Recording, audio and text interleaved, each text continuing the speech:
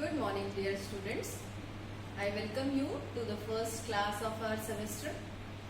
Today we are going to start our first topic. We are studying applied chemistry. Okay.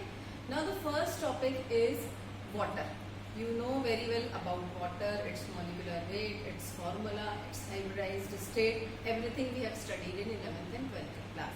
Actually what we have to study here is about the applications of water. You know very well water is a very important part of our life. We could not expect our life without water.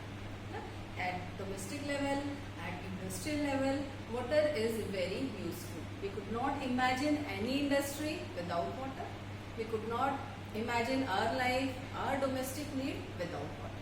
Okay, so water is needed everywhere. But one thing you know very well, that there are specific things required in water. Means special characteristics should be present in water for a particular use. Suppose we are drinking water.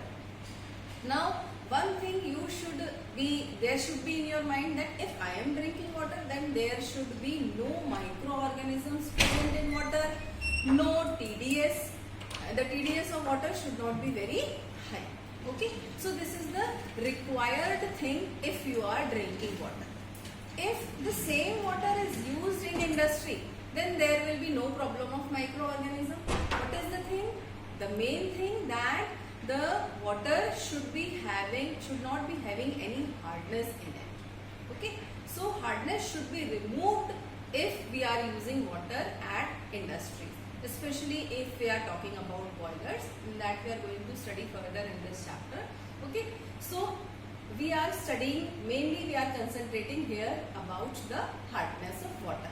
So we should know what is actually hardness. If we are talking in a common language about layman's definition, then what is hardness? Hardness in water is the characteristic that prevents lathering of soap. Okay, if water is not giving lather with soap, continuously rubbing the soap against water, and if it is not giving any lather, then you will say that the water is hard. And if it is giving a good lather with soap, then we will say that the water is soft water. Okay, so what is hardness? Hardness is the characteristic that prevents lathering of soap. Okay, now why this hardness? Why this hardness is present in water and how? Okay, so why this hardness is present? It is due to the presence of dissolved salts in water.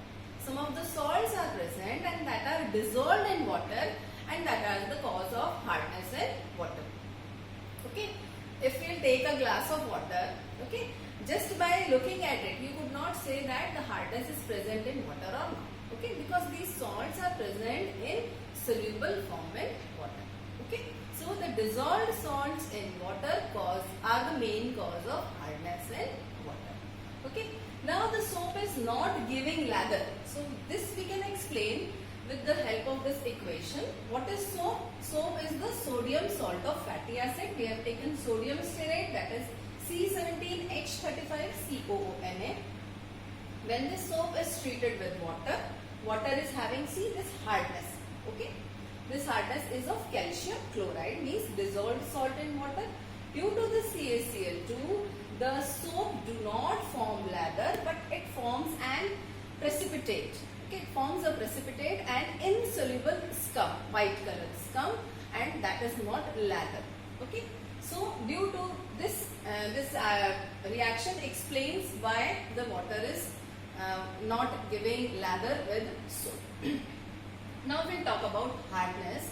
We have classified the hardness in two types: temporary hardness and permanent hardness. Now what is temporary hardness? Okay, the name indicates that this hardness is not temporary. Okay, it is also known as carbonate hardness, and it is due to the presence of salts of calcium bicarbonate, magnesium bicarbonate, and iron carbonate.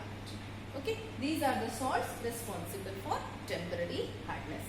Now we will come to the permanent hardness, also known as non-carbonate hardness, and the salts that are responsible for permanent hardness are calcium and magnesium salts. Okay, calcium chloride, magnesium chloride, calcium sulfate, magnesium sulfate, sulfates of iron, sulfates of aluminium, sulfates of chloride, aluminium chloride. Okay, these are the salts that are responsible for permanent hardness in water.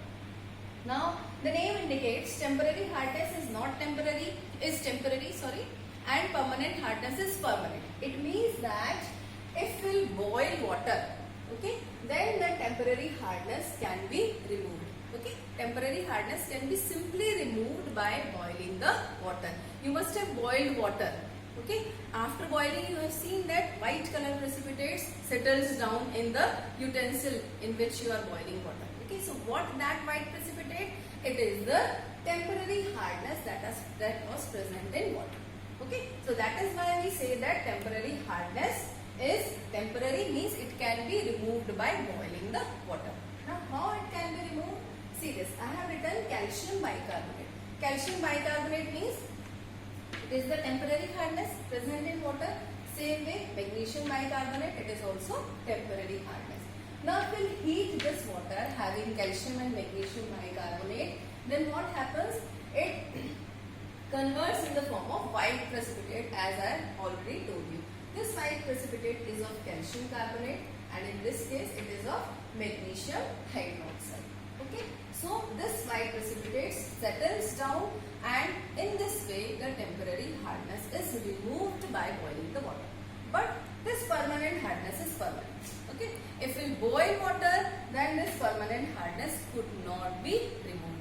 There are specific methods like lime soda method, zeolite method, reverse osmosis method, ion exchange methods that we are going to study in our further classes. Okay, so these are the methods. By these methods, by opting these methods, we can remove the permanent hardness in water. Okay, so this was the type of hardness that is present in water. Now in our next class, we will be studying about what problems this hardness cause in domestic level as well as in the industrial level.